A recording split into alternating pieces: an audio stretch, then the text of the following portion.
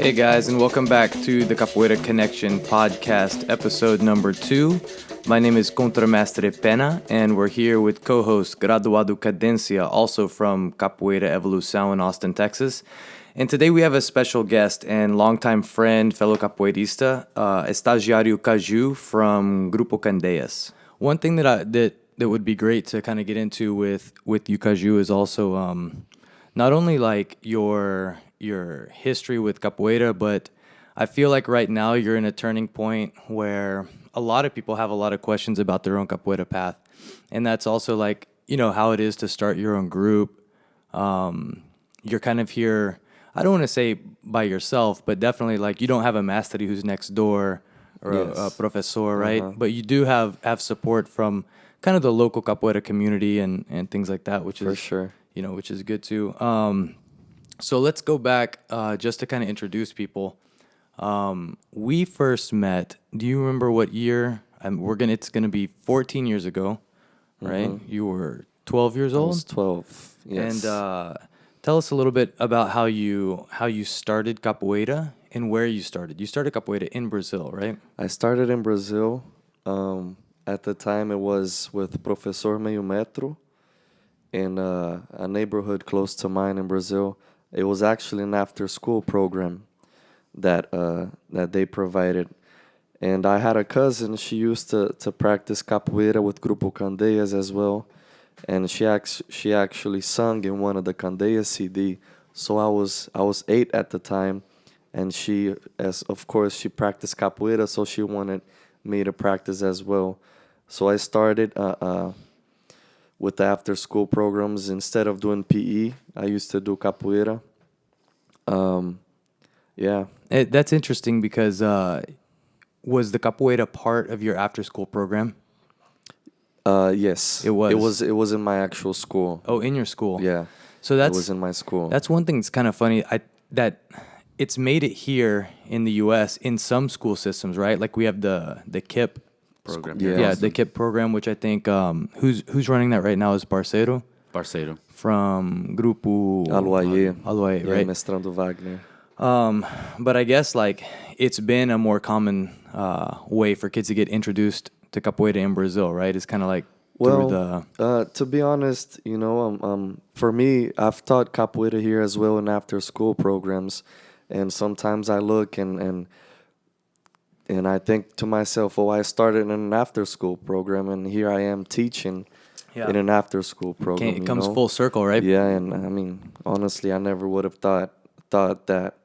But in terms of that, I think one of the positive things that I see here, I see a lot of people in a lot of places, schools, etc., giving so much value to capoeira, something that you don't see as much in Brazil. I was fortunate enough to have a after-school capoeira program in Brazil, but I don't think that it is where it should be. Right. Do you think that capoeira changed as it was going, like kind of the image of capoeira gentrified and became more socially acceptable and part of like school programs and things like that? You mean in Brazil or here? Yeah, in Brazil specifically, like as the image changed for capoeira and it started becoming part of a regular school programs? I would have to say that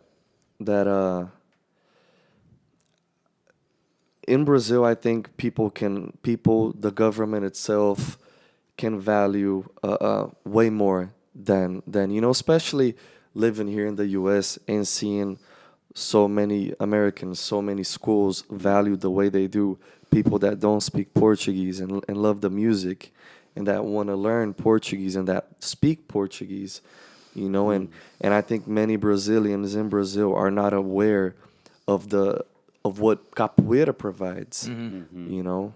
It still has the connotation of like something that's just for poor people, I think it has a little bit, but sometimes it's like, oh, it's just capoeira. Let me practice something foreign. Let me practice kung fu. Let me practice, Yeah. foreign to Brazil, for an instance. Right.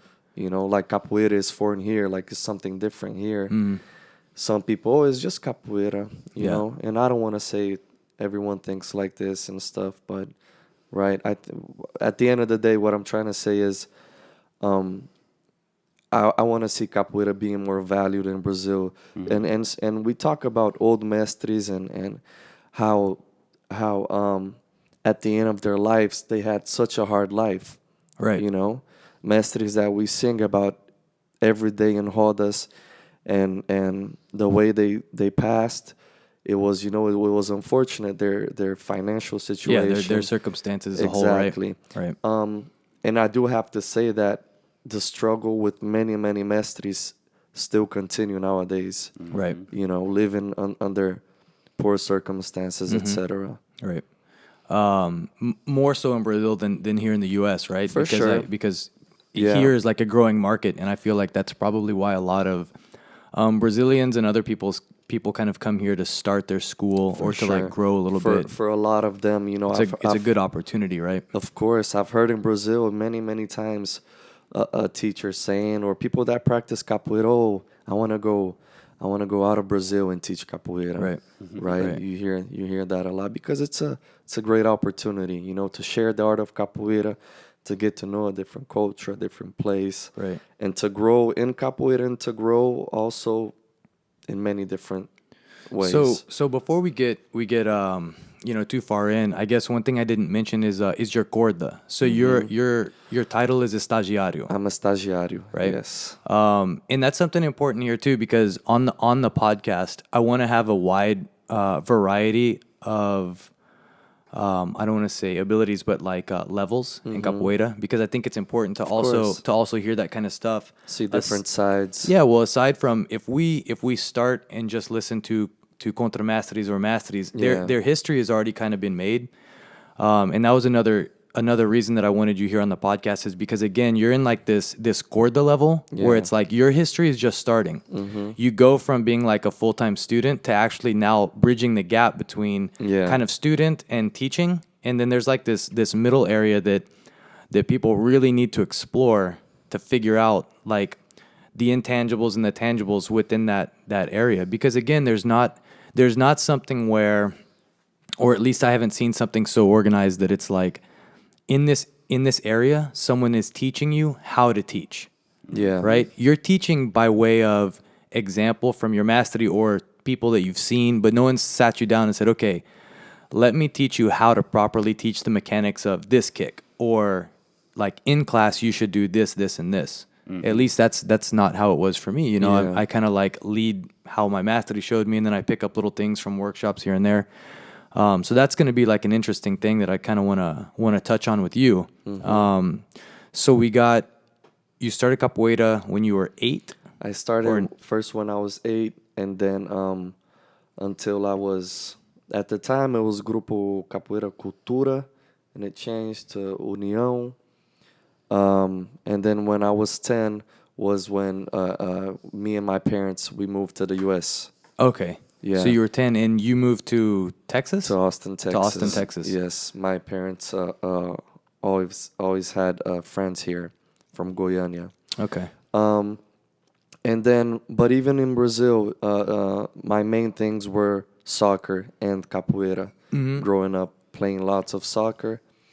And when I got here to the U.S., I still wanted to keep playing soccer, but my dad couldn't afford soccer here in the U.S. Right. Tends to be expensive. And capoeira at the time, I remember him telling me it was cheaper. Right. And that's when I started training with Mestre Rodrigo. Yeah, and that was on our Fifth Street, Fifth Street location, right? When we had Yes. actually set up our very first Yes. first studio. And you did speak some English at the time, right? And so you'd been practicing capoeira for 4 years. Did you take some time off when you first came I to did the U.S.? because when I came to the U.S., I didn't know there was capoeira here. Okay, Yeah. yeah. And what year was that? Do you know? I don't know. We could if try it to do was math on the fly, but I'm two- terrible Oh. at math. I don't know if it was 2000 or 2002. Okay, something like that. Yeah. Yeah, that's interesting. So you probably went like it sounds to me like you went for a span of maybe 2 years before you found capoeira. Do you remember how you found it? How you found Messi Rodrigo there on in Austin? Honestly, I don't remember how. Because we had a really poor website at the time. You know. I remember my mom actually. She was the one that would always take me there. Yeah. It was always my mom, and Okay. actually my little sister as well. Yeah, I remember. She actually practiced capoeira when she was about 4 or 5. Yeah. My father actually practiced capoeira also whenever he was younger. There's actually not too long ago I found some pictures of me as a baby and my dad with a berimbau. Oh yeah. Wow. You know. So when you first came here, I mean, I know you did speak English, but definitely like a place where you could speak Portuguese was more like your safe zone, right? Yes. And I know that back then we had almost nobody in our group that spoke Portuguese. It was Yeah. just kind of like Mestre Rodrigo. So I think you probably sort of gravitated toward him a little bit. And the way I remember seeing it is I know that you love to do capoeira, but it seemed to me too that when you were that age, you liked to just go to a place where you could interact with the teacher that was speaking your native language also. For sure. You know? And especially in Brazil, I grew up with my grandparents, you know, in a simple neighborhood, playing soccer, playing in the street barefoot, just with shorts on, no shirt, you know, climbing trees. Yeah. And when I got here, I didn't know anyone. You know, I remember one time I was 10, 11, this girl came up to talk to me. I just looked down on looking to the floor because I didn't know what to say. So, you know, and being at Mestre Rodrigo's Academy and learning capoeira there, for me, of course, learning capoeira, but I think I learned lots of English. Yeah. You know, it was the opposite. I Yeah. learned English at the capoeira That's studio, funny. That's really interacting. So, you know, and that's a really good side of capoeira as well, that for me, it was a really good community and a really good support that I needed at the time. Right. Yeah, for sure. And so tell us a little bit. So you trained with us on Fifth Street for 2 years? For about two and a half for about years. 2.5 yes. years. And how was it different training here in the U.S. than in Brazil? And given you still had 2 Brazilian mestres, right? Like you had been learning from one, and then you came over here. You're in the U.S., so the environment changed, but there's you know, Mestre Rodrigo was teaching some of the classes, and then later when he started making his kind of way out, I know that you trained under me for probably more sure. time than Mestre Rodrigo, right? Something like that. Yes, a lot. And so kind of what was that transition like first studying with Mestre Rodrigo, and then I guess kind of me sort of taking on that role as a teacher, and like the differences, you know, be as critical as you want, you know, give me some feedback too, because I don't think this is something that Well, honestly, that we've really talked too much I don't about. have anything that looking back, you know, anything negative that I or feeling, or I don't have anything to say in that way. Sure. You know, but like I was saying, for me, and I always tell everyone how I've learned so much from Mestre Rodrigo, and learned so much from Contra Mestre Pena as well. Contra Mestre Metido as well. But that, I think what stuck out to me was having that support, that community right there. Yeah. You know? How do you remember like Mestre Rodrigo's like teachings? Like how would you categorize him? Because so my in Brazil, you know, it was an after school program with lots of kids. Yeah. So it wasn't too intense. Sure. You know, there was big rodas, of course, and visitors coming in. And of course, when you're a little kid, you see these guys, you're like, whoa, they're doing flips. Yeah. And then with Mestre Rodrigo, you know, a strong, very good capoeira, strong martelos, finger to the eye, you know. Functional, right? Yeah. I learned a lot. Yeah. Yeah. I learned a lot. I've talked a lot to a lot of different people and the difference between their masteries and our mastery and this professor Yeah. and da, da, da. And one thing that almost seems like universal, and Al, you can probably, Cadencia, you can attest to this too, is like Messi Rodrigo was in like just simple way to put it, like he was a hard ass, and we learned a lot by example and like practical examples, right? He's gonna teach you how to do hastera. Well, he's probably gonna put you on the floor a few times. It's not like, oh, here. Yeah. So that was, I guess, something different from like how I was learning karate as a kid, right? There's not very much contact. It's very like, Yeah. be careful. And then I started training with Messi Rodrigo, and it was like, the switch was flipped. And that might be how it was for you coming from like an after school program. Yeah. And then coming to like Pohada, And I think, and even comparing to previous or following professores and Contra Mestres and Mestres that I've had after Mestre Rodrigo, I think it was during that young age that I the training was more, it was more physical, more intense. Right. Maybe it had more of an impact on me also because I was young in the middle of older guys. Right. And so I have lots of memories. Times I got hurt, I got kicked, as a young boy. Yeah. But it was I learned from it. Yeah. I learned from it. And so before you trained with us for about 2.5 years. Yes. What do you remember?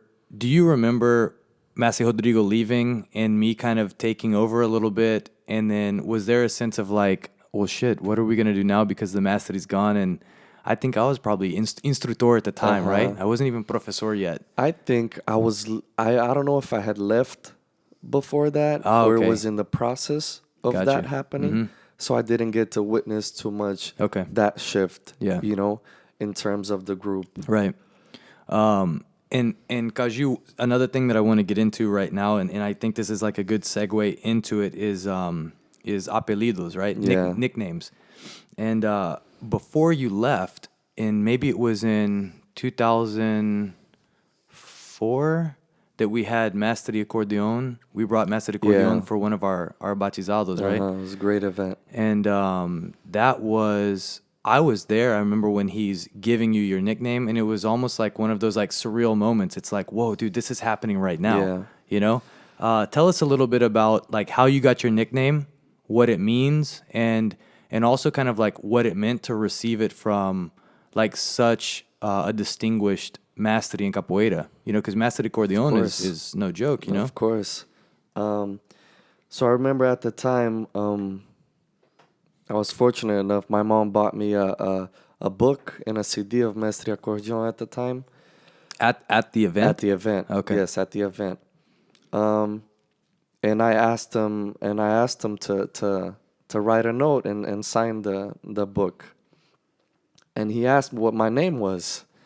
And I said, my name is Alex. And then he said, no, what's your real name?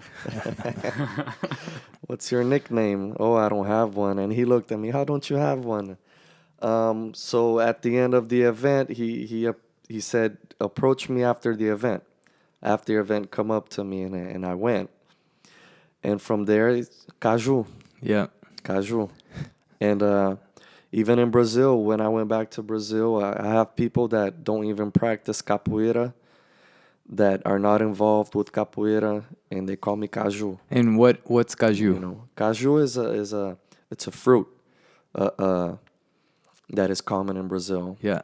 The cashew nuts come from the. So where do you think you got? Fruit. Where do you just come up with Caju? To be honest, I don't know. I don't know. I have different thoughts in mind, but I'm not too sure. I can't question it either way.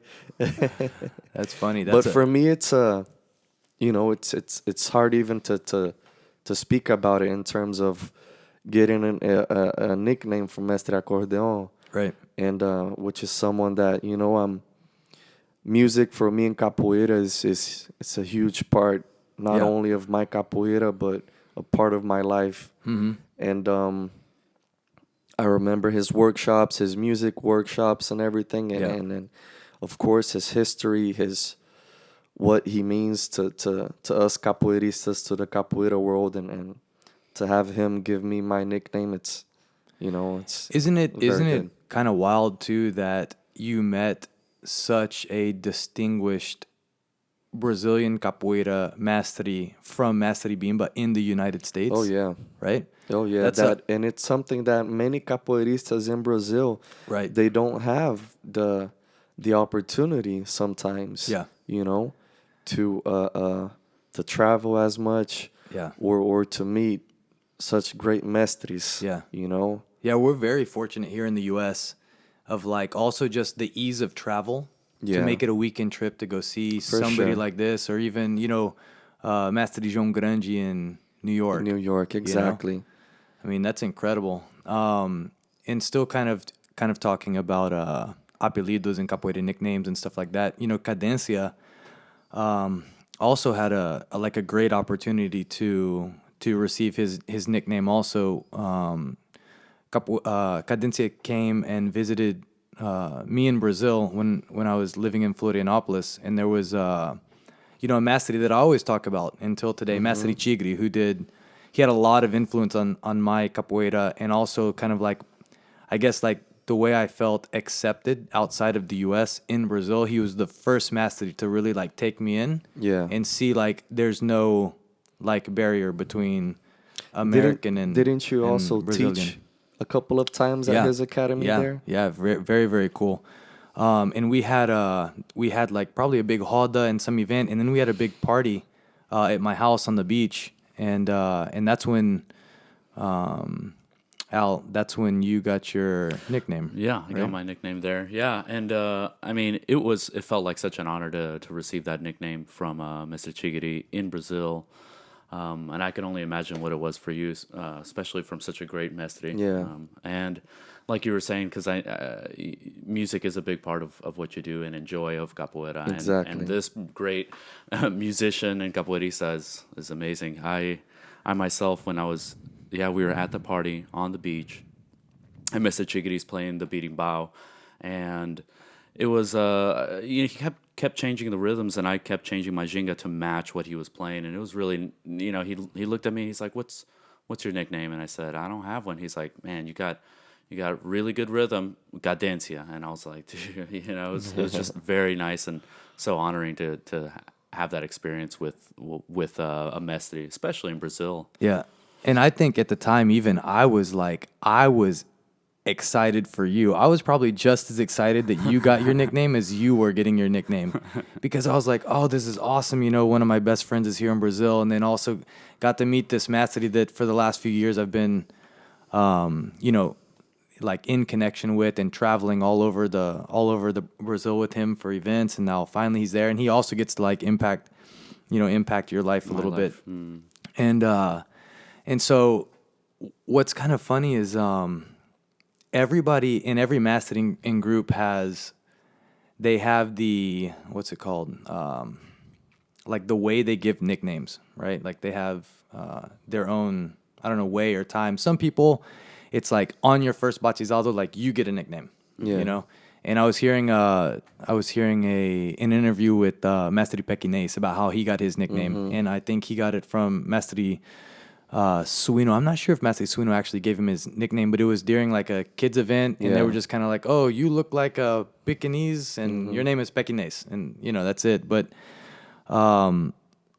the apelido really comes from something significant that stands out about your character, and it takes, from my point of view, it takes a trained eye and someone that can relate to you and your training and your personality to really give you something with meaning, right? Yeah.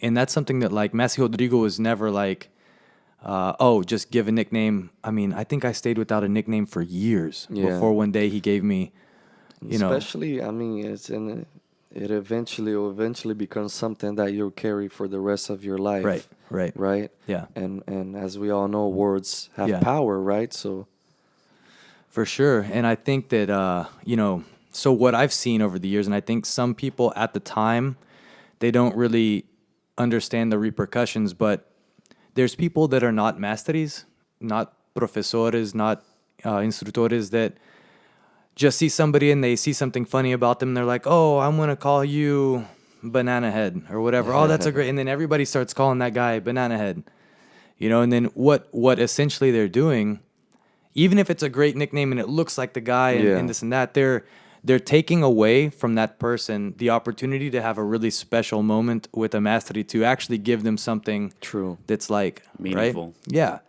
And then also the person receiving it, I think sometimes might not even be aware, especially if they're a new student, that course. opportunity down the road could exist. Yeah. And all they're thinking is like, oh, I want like it's cool to have a nickname. Like it's cool. It's like my new identity. It's like my Yeah. alter ego. Like so many people they get the nickname and then they become that. Right? It's not like, oh, you're still Alex. No, dude, I became Caju, and it's like the cape that I wear. And I always thought that was kind of funny how it becomes really more of like an ego booster if it's not the right person giving it to you and it like means something. Yeah. So I don't know. That's just kind of like my take on it. Is also I think it's people need to be aware that, in my view, like that's something that needs to be left up to your mastery, and you can't just go around shouting out nicknames to people when it's not really your your place to just do that. anyone, And I've for seen sure. I've seen a lot of stuff. I've seen a lot of that happen before, and it's kind of not my place to reprimand anybody else's students or anything like that. But I mean, I can remember even just like learning to be patient with your nickname. It's like just kind of let it happen. And a funny story is we had one of our students, one of Master Rodrigo's students, asked him, Alfred, he asked him for a nickname. He's like, man, Master, I want a nickname, and I want a nickname, and I want a nickname. And it went on forever. And finally, like, one Christmas time came around, and he said, Master, just for Christmas, all I want is an apelido. And he looked at him and he said, okay, you want your apelido for Christmas? And he gave him mortadella, right? Yeah. And it's like, I mean, it's funny, it's comical. I don't think I've ever. I mean, of course, I was young and everything, but I don't remember asking for a nickname. Yeah. Yeah. Yeah. And, but mortadella means like, it's like a lunch meat. It's like you know, and it's kind of funny because the guy was a little bit chunky, and it was so. The intention of giving him that nickname at the time when he's like pestering him is because you think, oh, it's going to be so cool. But then the repercussion is it's like it comes back and it's something that kind of makes fun of you. Yeah. And so it's like a double-edged sword. It's like, well, if you could be patient, maybe it would be something that, Of course. a little bit different. But it shows like the personality of the guy receiving it too. It kind of like sticks with him. So that was really funny, and let's go back to, so you trained with us for a little bit. You got your apelido from Misericordion, and then you left back to Brazil. Why did you go back to Brazil? I went back to Brazil, honestly, Young and a punk. because I didn't adapt. I didn't feel Just to American adapt. culture. And, Yes, here in the U.S. How didn't you adapt? Like in school, scholastically, learning, just I think in friends? different aspects in terms of language wise, culture wise, school, in terms of friends. I think the at the time the life that I was living in Brazil, and it's those type of things that when we're living it, sometimes we don't value it, right? So I don't know. I guess from being wandering around in streets barefoot, playing soccer, playing games, making kites, etc., to being in an apartment with a TV and not even knowing what the TV is saying. Right. Not much to do after school, and you kind of like go to school, you come home, and you follow into like the American lifestyle where the parents work 9 to 5. So and with that, I don't know. At the time, I wasn't. Yeah. You were like 13, right? Around that time. Yeah. Yeah, and I was that's an important time because it's like you're 13, still trying to 14. find yourself as who you are, and now you're in this place where you have very little foundation to Yeah. like base that off of, And I ended up going back and living with an aunt and a couple of cousins. But it was actually in a totally different neighborhood that I grew up with, and it still wasn't good for me. So I went back and How long did you stay in Brazil when you went back? when I went back, I stayed about 4 years. About 4 years. Yes. So I went back and started living again with my grandparents at the same house that I grew up. And my grandparents were already of age, of course, and so yeah, I bet it was tough on them to have me around a little bit, but it's teen. yeah, precious moments though, for sure. And were you able to continue capoeira? Because I think probably here, I mean, you had already been separated twice from Yeah. two different mestres, right? Like you had been separated first from who you started with in Brazil, and then separated from Mestre Rodrigo, and now you're back. And Yeah, and I'm so sure you're kind of like, damn, what the hell am I doing? Where am I going? Or how do you even establish like a route for yourself, right? So yeah, so at the time, after a while, I started training back again in that same neighborhood. There were some capoeira classes with Grupo Candeias, Instrutor Farofa, which was a student of Mestre Xerel. And I would practice there in the neighborhood, actually in the same soccer field that I grew up playing soccer. I ended up learning capoeira, and it was I think something that I look back until today. I feel capoeira was there to guide me in many different ways because it was a region where there was a lot of drug use and drug trafficking.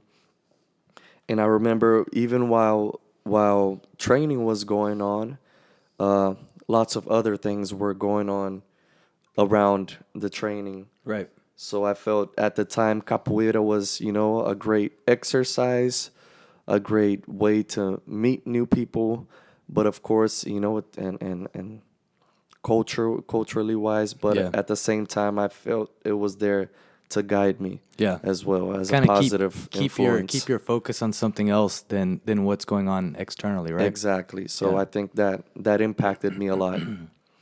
So after that, uh, Instructor Farofa actually left to England, and I started training a little bit with Mestre Xerel in his academy. I used to take 3 buses to go to his academy. I would get home at 12 at night. It was on the other side of town in Goiânia. After there, I started training again in another neighborhood with also Grupo Candeias. So had you gone through any other batizados, or did you still have the corda that Messi Rodrigo gave you? I got a corda with Mestre Xerel. Okay. I participated in an event with Mestre Xerel. And how did he place you? Like in his corda system. I continued, but I don't know if it was the third or fourth. Okay. But Kind I of ran continued. similar. Yeah. Okay. So after that, I kept training under, at the time, Instrutor Cobra, which is a student of Mestre Suíno, in a neighborhood close to mine, Parque das Laranjeiras, at a school called Nali Deus Dará. And it was a government funded program. So it would be by grants. So for some time, capoeira would stop because funds from the government would Right. stop. So then I would stop training for a little bit. Every now and then I would go into Mestre Suíno's academy and train a little bit. And after that, another mestre from Grupo Candeias started training under that same school, Mestre Gueroba, which is my mestre. So from there, I stayed with Mestre Gueroba. So this is where you actually kind of first started like taking hold of some kind of roots with a group, right? Because this was probably the longest extended amount of time that you had trained with one group. Because now you're looking at like 4 years training Exactly. with. And even it's one group, but even then, is different Of course. professores. Yeah, for sure. And it's not because I was I was 15, 16. Yeah. So it's not like, oh, I want to train here now. No, it's just it was it's what it was available. Right. You know. Right. It was You weren't whoever, choosing to go train with different professores. exactly. It was just kind of like that's what you had to do. And because it's very important to have a foundation. Yeah, And, right. and to grow with someone and Right. you know. Sure. So for me to keep training, I had to change around. Yeah. So then this would be the second time you came back to the U.S. The first time I met you, you were 12 years old. Yes. And I remember also like playing birimbau with you and being like, okay, Caju, let's here's the talkies. And, Yes. You know, which is incredible because now like when I think of you and your game and your abilities, one thing that really stands out to me is your ability to play the birimbau. You played the birimbau very well. Thank you. Which is tough to do. And so now you came back, and you came back to Austin, and you're 18 this time. Yeah. Right? And I was gone. I don't know. I was either in Brazil or in Florida. Yeah. One of those.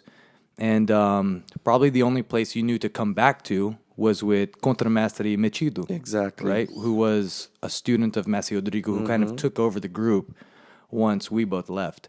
And so what was that experience for you, and what was going on in your mind? Because I'm sure you wanted to some degree hold on to like the roots that you had started making with Grupo Candeias. Yeah. But you also had some impactful moments with Messi Rodrigo and Capoeira Evolução and this and that. So, Of course. so like, let me know a little bit about just kind of, you know, how you came back and what was going through your mind with that, you know? Yeah. I mean, and I guess I ended up coming back to the U.S. with my parents. Just basically, you know, pursuing financial stability, you know, in terms of being with my parents and everything, and job wise. Right. So I started high school in Brazil, actually in a military school in Brazil, Colégio Militar. Good. And I Straighten you up, man. wasn't too much of a fan at the time at the military school. But I came back and I finished high school here in the U.S. And at the time, Contra Mestre Mechido, he was running the classes here. And I ended up training with him for a while. And once again, it was a great, not only, you know, learning capoeira, learning movements, etc. With Contra Mestre Mechido, but also having that support system in terms of a group of friends, you know, not just in capoeira, but in many other aspects. Contra Mestre Mechido also helped me in many ways. Right. So it stuck out for me very, very much. And so, go ahead. I was gonna say, and you came at one point. I remember you came to the decision that you were gonna join our group again. Yeah. Right. So it was you know that at the time for that batizado, Mestre Rodrigo was here in town. Right. Just for the batizado, so we talked and everything, and because when I came back here to the U.S., I still wasn't, you know, I wasn't a graduado or anything like that. Right. I was a student, still am. So, you know, being away from my mestre in Brazil, and I was training under over here with Contra Mestre Mechido. So with this distance and everything, and being, of course, with them always and shows and training, Right. and everything like that. So while under Mestre Rodrigo was here, we talked and yeah. And it was time. It was kind of time for you to rejoin. graduate, right? Yeah. Rejoin and graduate and kind of okay. Cool. Yeah. And the difficulty of going back to Brazil to visit your group and the people that you have been training with was difficult. To go to Brazil at the time just to visit my capoeira group was impossible. Right. Yeah. You know, impossible. So yeah. So you got your blue corda under Mestre Rodrigo, right? Yes. And that's our graduated corda, the graduado, right? And then kind of like what led you into ultimately, you know, deciding that I guess you wanted to pursue kind of your own thing and with Grupo Candeias. Yeah. And then that was like another hard decision. Like you've made a lot of For sure, and, difficult and decisions like in your capoeira life per se. in order to continue, Yeah, the yeah. capoeira life and not stop. Right. And I think also that's that's another thing that maybe some people go through as well.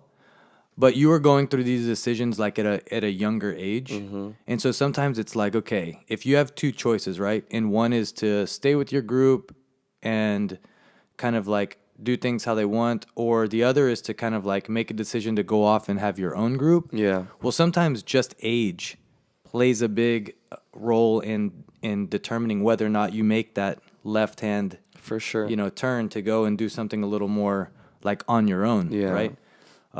So like at what point did you decide like, man, it's just time for me to I guess like make my own path and like Yeah. what were some of the decisions that led you I to guess, well, I guess it came back to,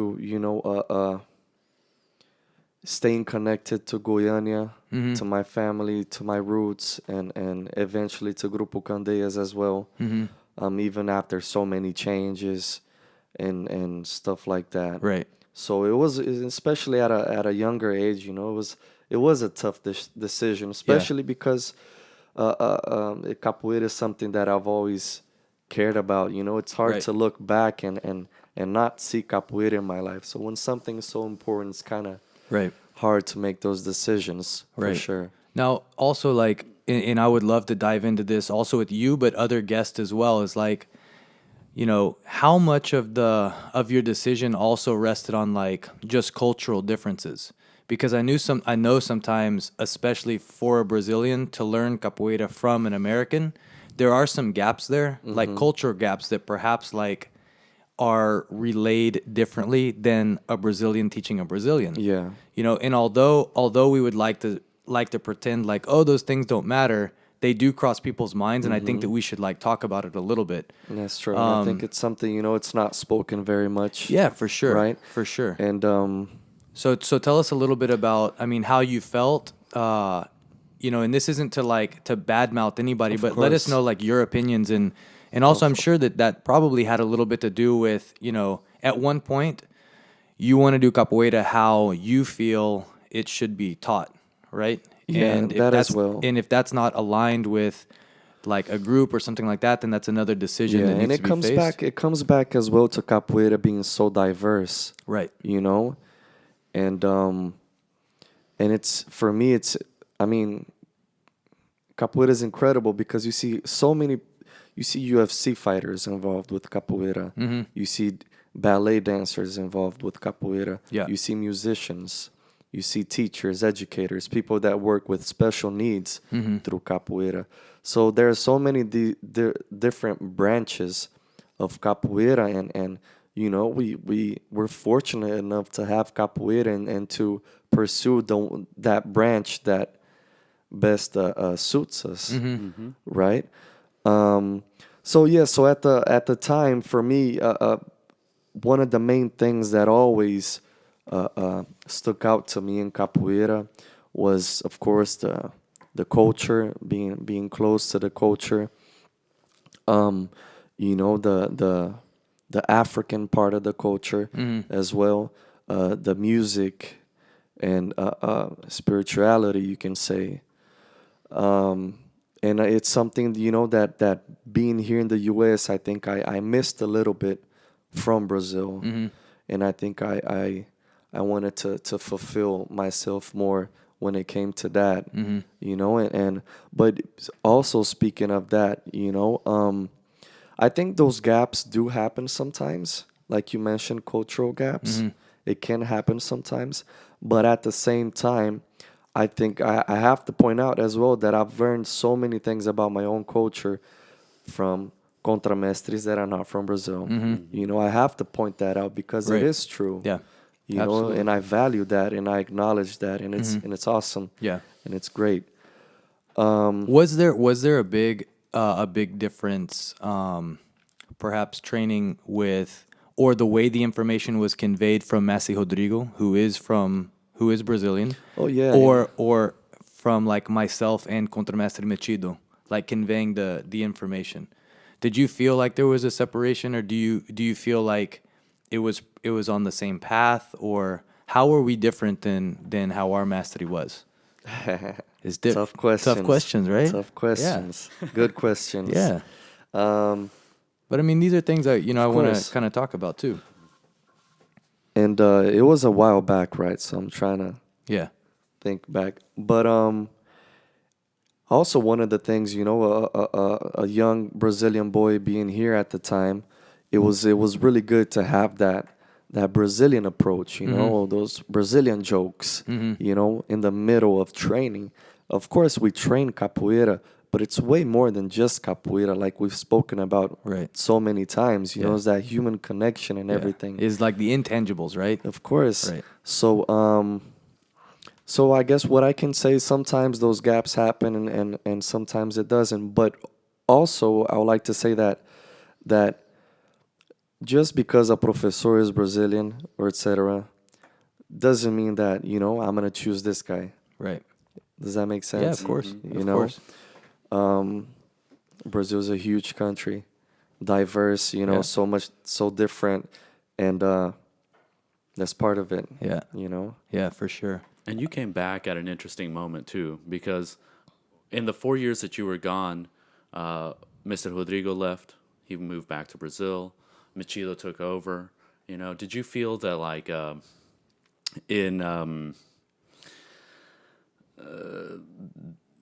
that in coming back there wasn't this like higher authority, like a father figure or a role model or something coming back? Well, of course, right? I miss the presence of Mestre Rodrigo, right? Especially he was around me where I was at a young age. Right. I was at a young age, and Almost like a mentor, right? of course, and I remember many talks that he had with me during the time, especially because as a young boy from Brazil here in the U.S., I was struggling a little bit culturally wise. So those talks for me were very important, and but and I remember at the time, Mestre Rodrigo wasn't here already, of course, and the school was under the care of Contra Mestre Metido, Right. and That was also going through a lot of changes, right? With Messi yes, Fran here uh-huh. and everything that was kind of like trying to what's figure happening, out right? the path and everything, and I think it's awesome because you see, at that time, I believe it was a recreation center, right? Training at a rec center. Right. And to see Contra Mestre Metido build the group back the Right. way he did is beautiful. It's awesome. So at what point and where did you go from the graduado corda that Messi Rodrigo gave you to how did you find your way to getting your estagiario corda with Grupo Candeias? So for a while, I decided to be on my own, to train on my own. And during a visit to my family in And Brazil, when you mean on your own, you just mean like at your house, just I practicing. was visiting different groups, Okay. training different groups. Cool. Here in Austin? Here in Austin. Okay. Yeah. Mestre Pinga Fogo was here, still here. Right. Mestrando Wagner. Contra Mestre Esquilo. Angola groups as well. Right. So during a visit to my family in Brazil, it was over Christmas or New Year's. That's when I retouched and I reconnected with Mestre Gueroba in Brazil. Okay. Yeah. Cool. And so you got your estagiario corda. Yeah, There. actually before that, I had gone a previous time to Brazil. Oh, okay. And I just remembered. And I had gotten a previous corda. Yeah. Not a graduado corda. And I think this was even before the graduado corda Okay. that I got with Mestre Rodrigo. Oh, okay. I went back during a visit that I made to Brazil. I went back and got a corda there. Okay. Yeah. And so for those of us who don't know, let us know a little bit about like what are the not the prerequisites, but what does the estagiario corda really mean? So a estagiário corda is basically when you spent some time from capoeira, away from capoeira, if you were at a teaching corda position and you spent some time away from capoeira, and you come back into the group, they give you a estagiario corda to see where you're at. And what's the English translation for that? A estagiario is basically like an intern, almost. Cool. Almost like an intern to see where you're at. If it's a graduado, if it's instructor, Gotcha. if it's a professor, etc. So, Okay. Okay. So it's almost like a waiting point to see like where you're gonna catch back up to, and then where you're gonna get like reassigned to, right? Okay. And then what are some of the man, I'm forgetting the word. Like some things that you're kind of required to do as a estagiario. Like, is it okay? Now you have your estagiario corda. You need to start your own group. You need to go teach. You need to travel more. Like, what is the things that come with that corda? Yeah, expectations. That's the word I'm. Yeah. So not necessarily you have to teach. Sure. Right. But it was a decision and a choice that I made eventually. I think naturally almost. Yeah, for sure. It's not I'll grow up, I want to teach capoeira. I think it just ended up happening by itself. Right. I think many of us can relate to that as well. Of course. So from there, having kids classes going on here in Austin. So basically teaching kids, teaching adults, and of course, in terms of traveling, I'm expected to travel more, right? To get exposed, right? Get exposed, take workshops, etc. Right. Yeah. And then let's talk a little bit about starting your own school, or even, I think for a lot of people who are in your similar situation, who are about to make that leap from outside of their own studio and like comfort zone to like finding their own space. Yeah. Like, how do people even go about starting your own, I don't want to say group, but like your own branch off of like, what are some of the difficulties? Just finding a space, or even finding your first student, or, I'm being in the studio and waiting for someone to walk in the door every day and just training by yourself, paying rent and nobody's coming in.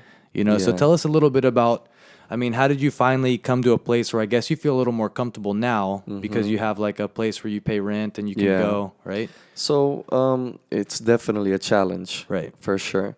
And I think especially I'm someone that I've never been I guess what you can say, a business-minded person. And then I think it's something that I lack of and something that I need to grow in. Right. And I think many of us can relate to that as well. And even capoeiristas and that are further along the capoeira path, they struggle sometimes with, starting their own school, finding a place, finding that time spot, between 6, 7, 8, where all the dance studios are busy, and you start doing your classes there, and they say, oh, we need the space back. Yeah. And then you need then you're out and looking for another space. And then you're looking for another space, and you gotta think about the parents, and I'm sorry, we have to move, etc. So having to deal with parents, having to deal with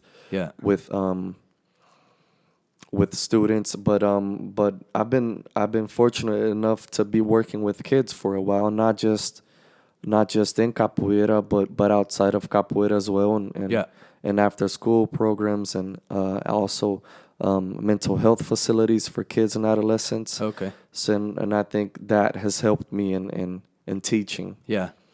It's funny, after our first episode, we got a lot of great feedback on it. So I thank everybody who's listening on iTunes and also on our capoeiraconnection.com and our YouTube page. But somebody left a comment that said, and it was somebody that I hadn't met, or I had met maybe one time briefly at Mestre Pinga Fogo's event, and it's a father of one of your students. And he's like, oh, I would really love for you guys to have Caju on one day. And I thought, like, you know what? episode number 2. I'm gonna get Caju on here. Well, that makes me very happy. You know, so that's Thank you. that was really neat to see also like the community kind of following the podcast and things like that.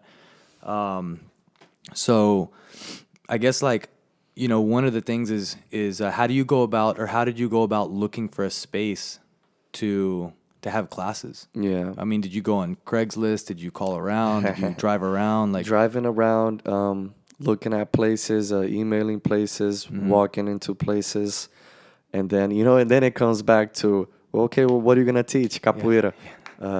yeah, what's Capoeira. Yeah. What's capoeira? Yeah, you yeah. know, and it goes back to one thing, that I think that I want to speak about. That, of course, we teach under our different groups, Right. where we have our own schools, but we need to remind ourselves that we're all, what they call ambassadors of the Brazilian culture of capoeira here in the U.S. So it's not only advertising and promoting your own school, but before promoting our school, we have to advertise and promote capoeira, Right. especially in a foreign country where still many people don't know what capoeira is, or Right. don't know capoeira to its full potential. Yeah. Yeah. Right. So yeah, basically driving around, looking for places, calling and communicating. And then I'm you not a find big communicator. So it's a lot of personal growth for sure. Yeah. And then once you find a spot, I guess, do you rent like hourly or monthly or weekly, or like how do they kind of, what's like the norm for like Yeah, so finding studios? hourly. It's usually and hourly? hourly and paying by monthly. Okay. Yeah, I've been fortunate right now to be at a Parks and Rec center, and Okay. and it's been working out great. Yeah. I'm very happy. How do we find you on social media? You have Facebook, website? Yeah, so on Facebook, North Austin Capoeira, Okay. Grupo Candeias, Mestre Gueroba, Estagiario Caju. Okay. And then you on Instagram too? On Instagram, I don't remember the Austin. Instagram. What is it? I think it's ATX Capoeira ATX. Capoeira ATX. Capoeira ATX. And yes. We have our website, northaustincapoeira.com. Awesome. And who helped you with your website? Was that something you set up, or how did that happen? Yes, that's another part too. Yeah. Of course, we all live with technology nowadays. Yeah. But when it comes to computer and website building, I had to ask a lot of people. Yeah, because that's how, I mean, if you don't, it's not like if you build it, they will come, right? Yeah. You have to find it. And most people find everything on Google. Yeah. So if you don't have a website, you might as well not have a door open. So I've had some good friends help me a little bit with the website, but it was definitely a challenge. Yeah. And I guess also something that we were speaking about before, especially many, not just Brazilians, but Brazilians as well that come from Brazil to here to start a new life, to teach capoeira, or not. They teach capoeira, but also have other jobs, right? So many mestres, contra mestres, professores that I know that have another job, and not only that, they work construction. Sure.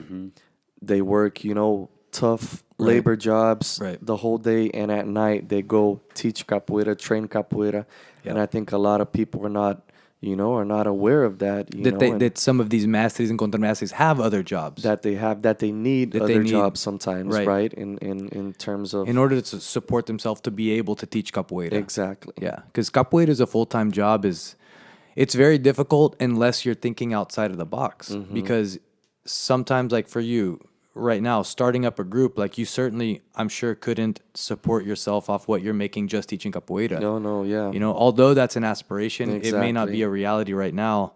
And I think that, one thing that Mestre Rodrigo always passed on to us was, have a backup plan for how you need to support yourself in order to support like your dreams and what you really want to do. Exactly. And I think that's how you sometimes will make your capoeira life a little more successful. Yeah. Because I think too, like the struggle is not always necessary. We just don't know how to avoid it when we first start teaching. And right? Yeah. Yeah. And I think it's also like the general public, right? And how they value capoeira and how we help influence their insight and how they value it.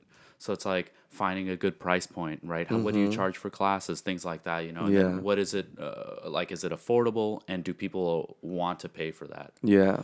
Sure. So how did you find like the price point in which you decided to charge? Well, I guess, of course, we eventually look at other regional capoeira schools, right, to course. see You have to. what's In the going area, on in the yeah. area, right, and see what's going on, and of course, I think an important thing, especially when it comes to well, not just kids programs, but adults as well, and to see how other martial arts are doing, that already have their studios all set and going on, and really having their business Right.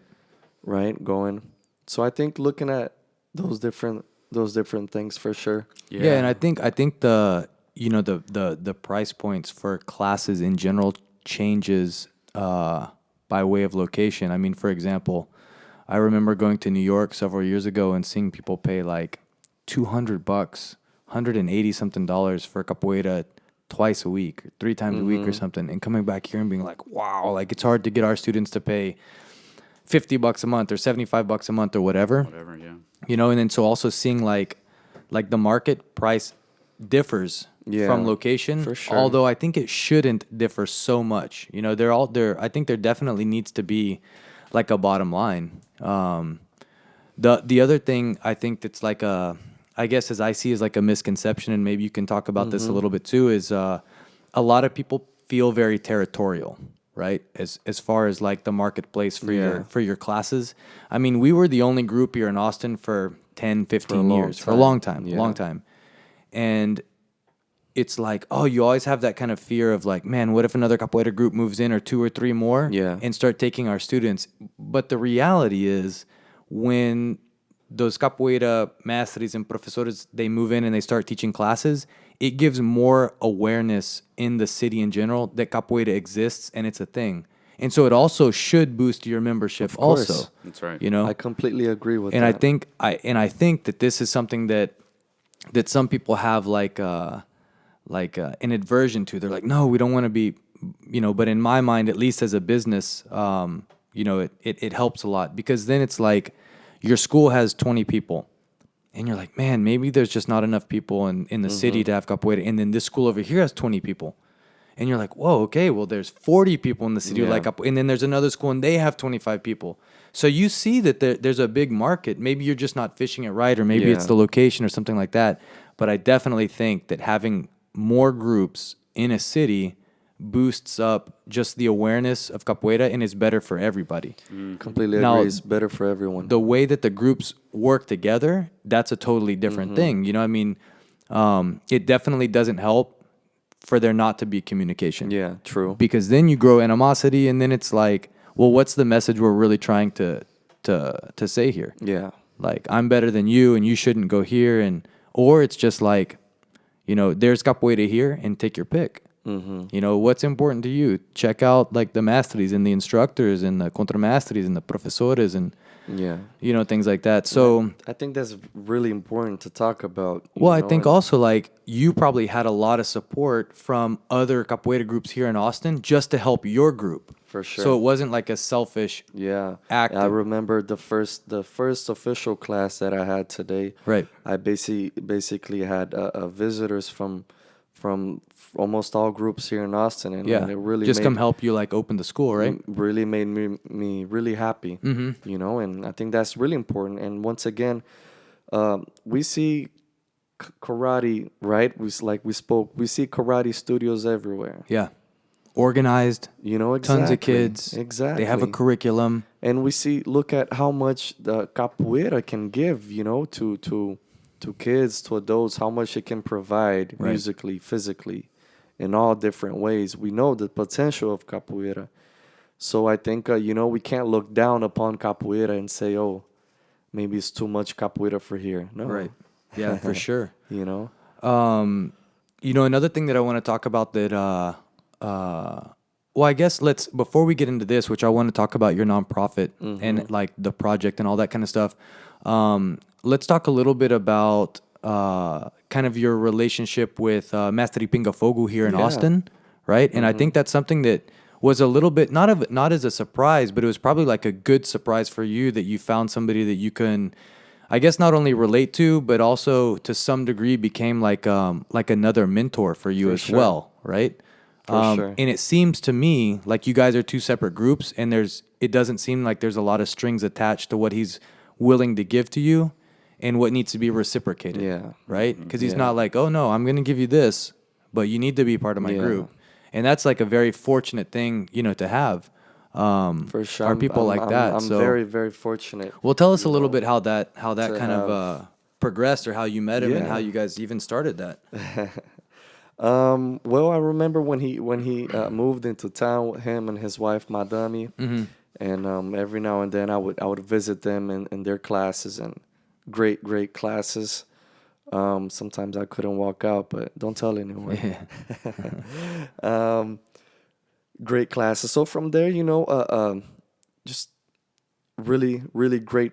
Of course, great mestre, great teacher. Right. Teaching adults, Yeah. teaching kids, someone with incredible history Mm-hmm. inside capoeira. Right. And And I I've think been fortunate enough, to be around him Yeah. more, around him and his family and Mm-hmm. his newborn, Yeah. my godson actually. Yeah. You How did know? that happen? Yeah, well, I wasn't. I guess Sitting I'm- around drinking some whiskey, and it's like, here you go. Caju, put your grown man pants on. Exactly. I guess I'm getting older now. I guess That's I'm getting funny. older. So now you're the godfather to his son? It's his newborn, yeah, Okay. Benjamin. All right. Yeah, and I guess similar culture that he grew up with, not only capoeira, but in Goiânia, in Goiás, it's a lot of música sertaneja, moda de viola, raiz, a lot of Brazilian country, that himself he grew up with, Okay. and that I can relate to as well. Got you. Yeah. Yeah. What are some of the, just kind of like, I guess, helpful things that he's either guided you through or taught you, or things you've learned from him just the past couple of years? Like, what are some Yeah. of those things that he's done for you? Well, as much as I try to explain, I won't be able to Sure. cover Yeah. till its full extent. Right, for sure. Right.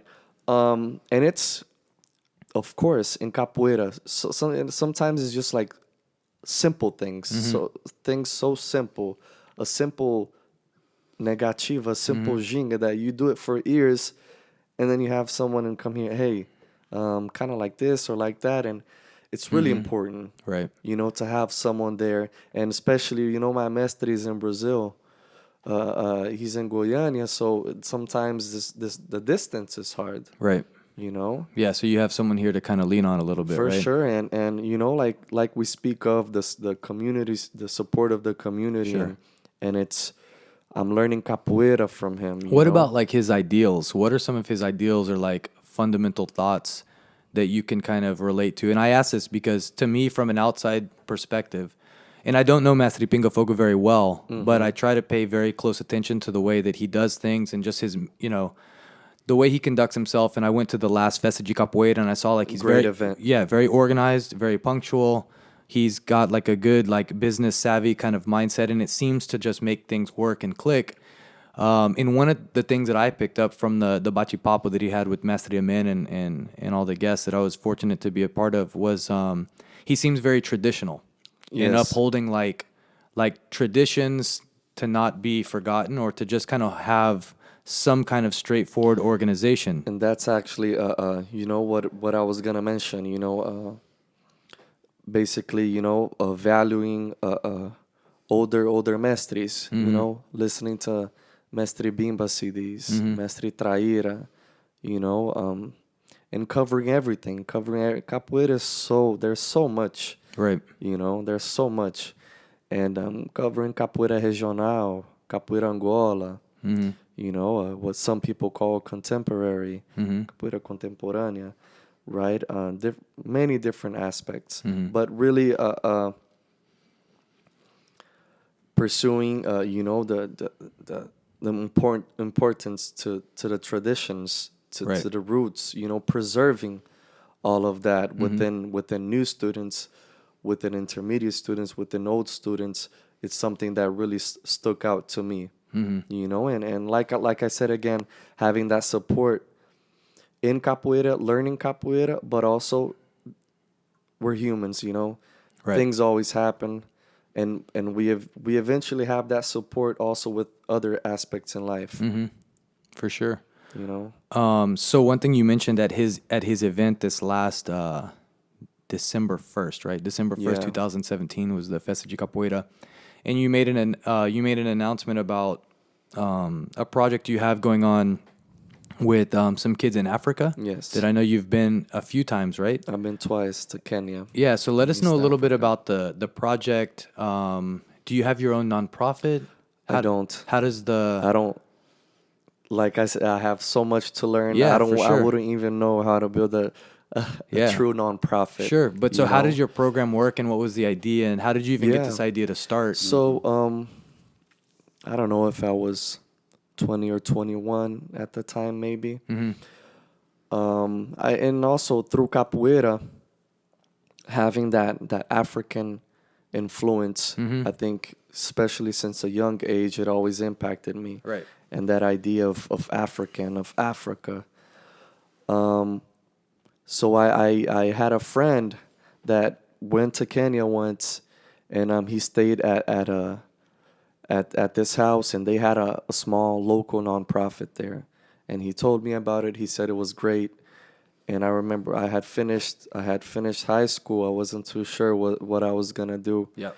And I decided to go to Kenya to volunteer, right, to do different things without knowing what to expect, basically. So I went to Kenya. I went to Nairobi, the capital, and I also went to a small village called Wongoni in the coastal part of Kenya. Okay. So I went there. I stayed for a month and a half. I went to orphanages, to schools. From Monday to Friday, we would go into Kibera. Kibera is the largest slum in East Africa. So it's the same world. They're in the same world as we are, but it's another. Yeah. It's another world. It's hard to speak of. It's Sure. So it was an orphanage with kids that had HIV, kids who were orphans with whose parents had passed due to HIV, kids that had never eaten a simple spaghetti. One day I bought some spaghetti at the supermarket, and the supermarket's right on the corner, Right. and I remember we made, I didn't know how to make spaghetti, neither did they, but we figured something out. They thought it needed more salt. And kids that had never eaten a simple spaghetti, Right. But from there, I was also teaching capoeira songs, of course. Okay. And teaching kids capoeira Yeah. along with the social projects. Kids there, they speak English, they speak Swahili, and they speak their what they call their native tongue, their tribal language as well. So on top of that, just interacting with them and listening to their life stories and literally learning from them. Right. And so then where does the non-profit or like the support come? Yeah. Like how do you raise money? What's the project? So the first time I went, I myself, I worked and stuff, and I took my own money. And the second time, well, actually, no, the first time also at the time, Contra Mestre Metido and Capoeira Evolução supported me enormously. Not me as well, but in terms of, I remember at the time we did a traditional Festa Junina, I remember. where those funds I took to Kenya, and there we bought, different food supplies, school supplies, different things. So the capoeira community has supported many of these projects itself, projects that I couldn't do at all without a support, Right. you know?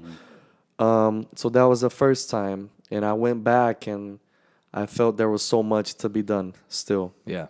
It impacted me enormously. So you raised these funds. I raised these You funds. you went back to Africa, to Kenya. to this for the second time. Yeah. And then what do you do with the funds there? It goes to the orphanage, or Yeah. So when I went the first time, of course, I wasn't too sure, right, what was gonna happen Right. or how it would work. So the second time, I had an idea what I was working with, both in the capital Nairobi and in the village. Right. So whenever when I went back the second time, these funds they in Nairobi, in Kibera, it went towards helping youth groups, soccer youth groups, groups that supported families that had HIV, different things. But this year, whenever I went back in Mongoni in the village, we did a lot of stuff there in terms of helping build a medical clinic, medical facilities, along with the local government, and as well pipes of water, so water could go into their houses or shambas or huts or how you want to. Now you mentioned also, kind of when you were making the announcement at Master Pinga Fogo's event, that you had some other things that you were like arts and crafts that you were selling from there to raise more money. Yes. Specifically for a child in his education. Right. What's kind of the line with that? So this family I met the first time. Okay. And the guy that he was my guide in the slum, he's the uncle to this boy, and they're a Nubian family, a Muslim Nubian family, and a great family. I've never felt so welcoming in my life to go into someone's house that don't have a lot, and I'm being nice saying they don't have a lot, Right. To give you a full meal, Right. When maybe they have trouble just feeding themselves, right? Feeding themselves, their own kids. Sure. So this Samir, his name, he I met his mom. His dad had passed already from HIV, and I met his mom, and she had HIV as well. And after I came back here to the U.S., she eventually passed as well. So the uncle takes care of him, and also the grandmother. Okay. So after that, we started also last year in the Festa de Capoeira with Mestre Pinga Fogo. We also raised funds, and we sent him, funds to support his school. So he can go to school and he can have a meal at school as well. And these are people that I've seen their lives. I've lived it with them for a little bit, and I still keep in contact with. Yeah. And before I forget, the first time I went, I taught capoeira songs. When I went back, kids were still singing Paranauê. Yeah. After 2 or 3 years. Yeah. Yeah, it's cool how you kind of you can leave a mark on somebody, right? I think we've all felt that from a teacher, whether it's your mastery or Contra Mestres or something like that. Man, Caju, you've had like quite a timeline, right? With like your capoeira life, and also just kind of for me to also see you grow up, from a 12-year-old kid to now like a 27-year-old man, right? Has been it's been a journey also for me to see, right? Thank you. And it's great that you continue to do work through the capoeira community that betters other things. Like you found this, like organization in Africa, and that's something that kind of like drives you to fulfill something else inside you to help others, right? Which is one thing that I think is very important. Like the more time I feel like you spend in capoeira, the older you get in capoeira, you start to figure out that the more to service of other people you become, right?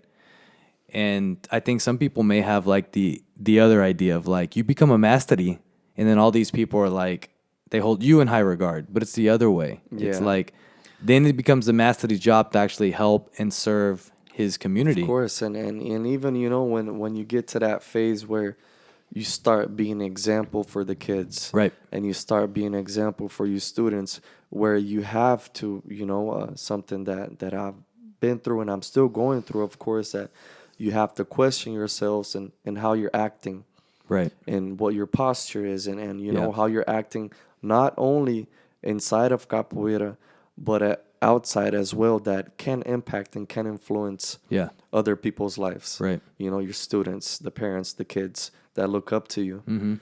Yeah, 100%. You know Do you have any, like this year coming up in 2018, do you have any either events, or do you have any like expected batizados that maybe you're going to be moving up, or how do you kind of know when it's your time, and where do you go for your batizados, and how does Yeah. that kind of work? So the distance is a little bit hard, especially because when my mestre has his batizado in Brazil is in the middle of the year, when I'm also going to school. Right. And I have my job here as well beside capoeira, which I do office cleaning, I do house cleaning Right. as well. So it's a little bit hard in terms of to get up and leave everything and go to Brazil for an event Right. at this moment. Yeah. So but I if God permits, events that I look forward to right now that I hope I can participate, events of for instance, events of Grupo Candeias in Seattle, Contra Mestre Fênix, Professor Fabrício, many events. Yeah, both in Seattle. Both in Seattle, yeah, many events. So just kind of wrapping things up, a couple things that I'd like to mention is one, thanks a lot for coming on the podcast. And I think I can officially say that by way of someone I didn't know, you're the first person to be mentioned as someone that other people wanted on the podcast. So that was kind of a fun. That makes me really happy. That was appreciate. a cool milestone for the Capoeira Connection podcast. A couple of events, and I hope to get this edited and up online soon. But we have an end of the year roda with Contra Mestres Gringo is on the 22nd of December, and that's going to be in Houston at I think it's the Brazilian Arts Foundation with Capoeira Luanda. We also have another end of the year roda, which I think many of us go to every year, which is by Instrutor Montaña. Yeah, Instrutor Montaña. Also, Capoeira Luanda down in San Antonio. So those are two. That's going to be December 30th. That I'm sure I'm going to make that one. A couple of future guests. I've been talking with Contra Mestre Gringo in Houston that I would love to have on the show. He's a student of, the renowned Mestre Jalón. And also, like, his kind of capoeira life runs very parallel with mine. As far as like when we started and even like learning capoeira in the same region and things like that. So I think for me, that's going to be a really fun conversation to have. And then also, for our listeners to continue to check out our website, which is capoeiraconnection.com. We have berimbau's for sale. We bring them from São Paulo, Brazil. Gungas, medios, violas. We've got cachixis, baquetas. We have a lot of different stuff. We have apparel. And all of that stuff goes to also help support like our higher up students. So that's kind of the goal of the website, is eventually make it like something where our graduated students who want to work with capoeira have kind of a platform to do that other than just teaching classes, which is something great that I've been trying to explore and just trying to reach like a general population with this podcast. Cadencia, anything you'd like to add before we're up and out? Contra Mestre Gringo, we're going to see you soon. Yeah, can't wait, man. Can't wait to have you on. And also, Mestre Pinga Fogo is another person that I would love to have on. Of course. He's a busy guy, but he's down the street, so that would be a really, really fun one to talk to as well.